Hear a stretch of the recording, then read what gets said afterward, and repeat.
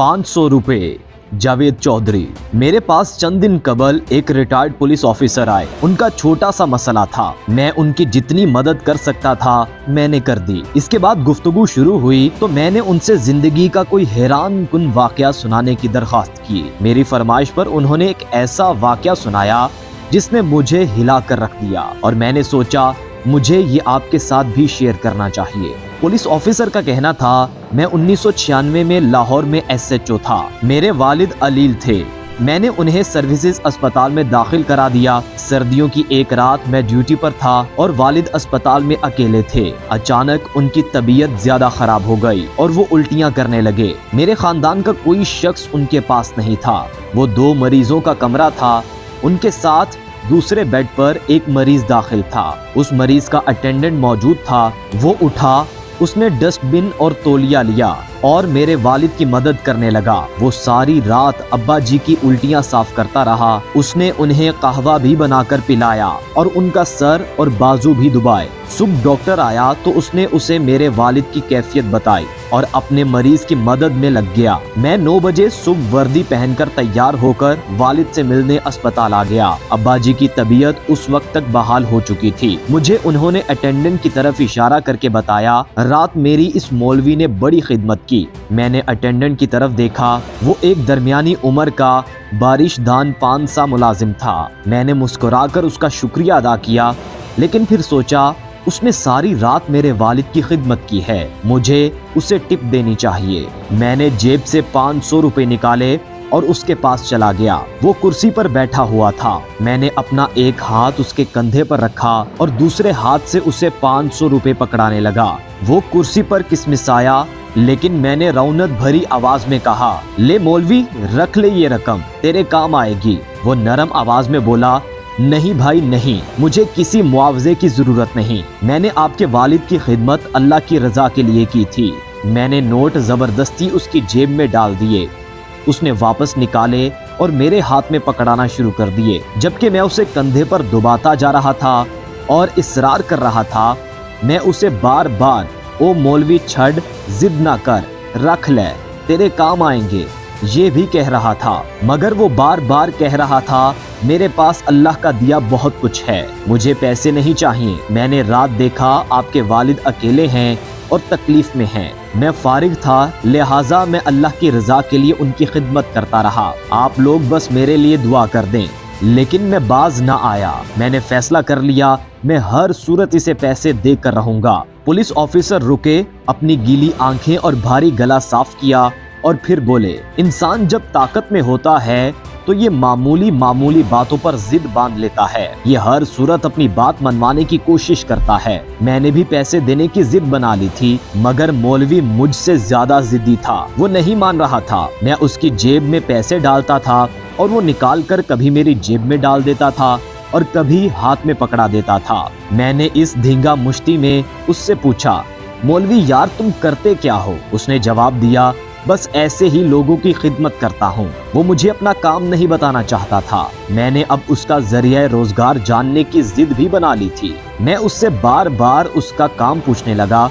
उसने थोड़ी देर टालने के बाद बताया, मैं कचहरी में काम करता हूँ। मुझे महसूस हुआ ये किसी अदालत का अर्दली या किसी वकील का चपड़ासी होगा। मैंने एक बार फिर 500 रुपए उसकी मुट्ठी में देकर ऊपर से उसकी मुट्ठी दबोच ली और फिर रौनक से पूछा, मौलवी तुम कचहरी में क्या करते हो? उसने थोड़ी देर मेरी तरफ देखा और फिर मेरे वालिद की तरफ देखा, लंबी सांस ली और फिर आहिस्ता आवाज में बोला, मुझे अल्लाह ने इंसाफ की जिम्मेदारी दी है। मैं लाहौर हाई कोर्ट में जज हूँ। मुझे इसकी बात का यकीन ना आया। मैंने पूछा, क्या कहा? तुम जज हो? उसने आहिस्ता आवाज में कहा, जी हाँ, मेरा नाम जस्टिस मुनीर अहमद मुगल है और मैं लाहौर हाई कोर्ट का जज हूँ। ये सुनकर मेरे हाथ से 500 रुपए गिर गए और मेरा वो हाथ जो मैंने 15 मिनट से उसके कंधे पर रखा हुआ था, वो उसके कंधे पर ही मुंजमद हो गया। मेरी आंखों के सामने अंधेरा छा गया और आवाज हलक में फरीज हो गई।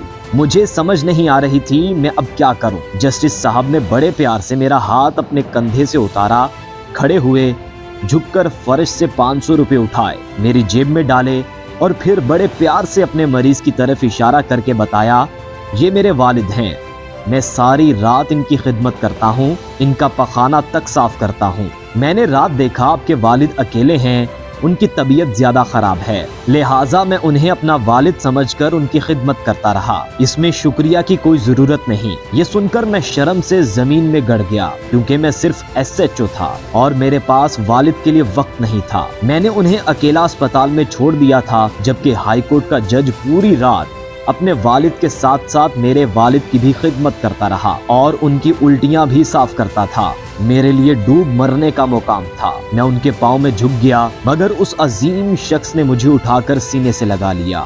وہ پولیس آفیسر اس کے بعد رونے لگے۔ میں نے ان سے پوچھا، کیا آپ کی اس کے بعد جسٹس صاحب سے دوبارہ کبھی ملاقات ہوئی؟ وہ روندی ہوئی آواز میں بولے، بے شمار۔ میں نے زندگی میں ان سے اچھا دیندار، ایماندار اور نڈر انسان نہیں دیکھا۔ ان کا پورا نام جسٹس ڈاکٹر منیر احمد خان مغل تھا۔ انہوں نے 2 PhD کی تھیں اور دوسری جامعۃ الازہر مصر سے۔ دوسری PhD کے لیے انہوں نے باقاعدہ عربی زبان سیکھی تھی۔ انہوں نے اس کے علاوہ ملکی اور بین الاقوامی قوانین پر 24 کتابیں لکھی تھیں۔ وہ ان تمام کاموں کے ساتھ ساتھ تیزی سے مقدمات نپٹانے میں مشہور تھے۔ چیف جسٹس جس مقدمے کا فوری فیصلہ چاہتے تھے، وہ مقدمہ جسٹس منیر مغل کی عدالت میں لگ جاتا تھا۔ میں خاموشی سے سنتا رہا۔ پولیس آفیسر کا کہنا تھا، جسٹس صاحب غریب خاندان سے تعلق رکھتے تھے، LLB کے بعد مجسٹریٹ بھرتی ہو گئے، محنت کی عادی تھے۔ مجسٹریٹ کے دور میں ان کے پاس کام کم ہوتا تھا، لہٰذا انہوں نے عدالتی صفحات کی بیک سائڈ پر کلمہ لکھنا شروع کر دیا۔ یہ سارا دن کلمہ طیبہ لکھتے رہتے تھے۔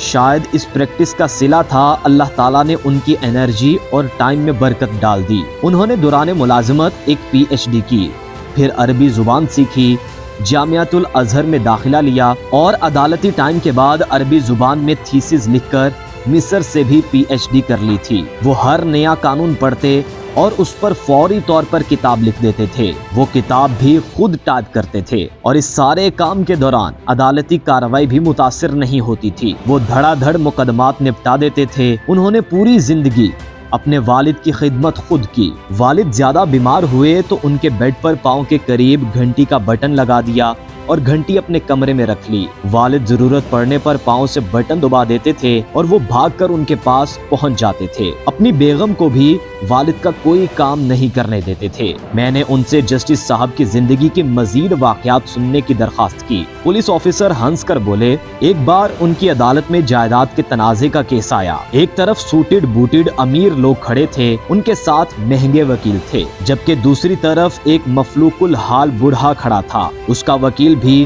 مسکین اور سستا تھا۔ جسٹس صاحب چند سیکنڈز میں معاملہ سمجھ گئے، لہٰذا انہوں نے بوڑھے سے پوچھا، بابا جی آپ کیا کرتے ہیں؟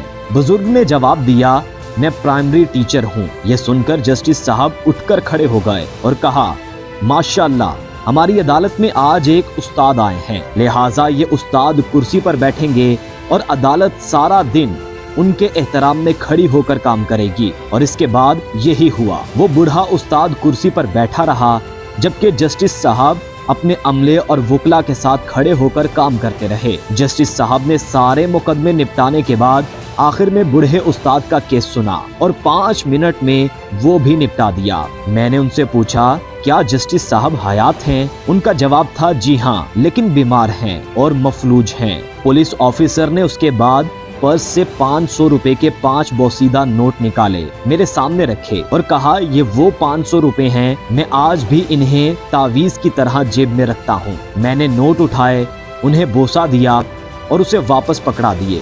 اس نے بھی وہ نوٹ چومے اور دوبارہ پرس میں رکھ لیے۔ وہ واقعی تعویذ تھے، انہیں ایک اصلی انسان نے چھوا تھا۔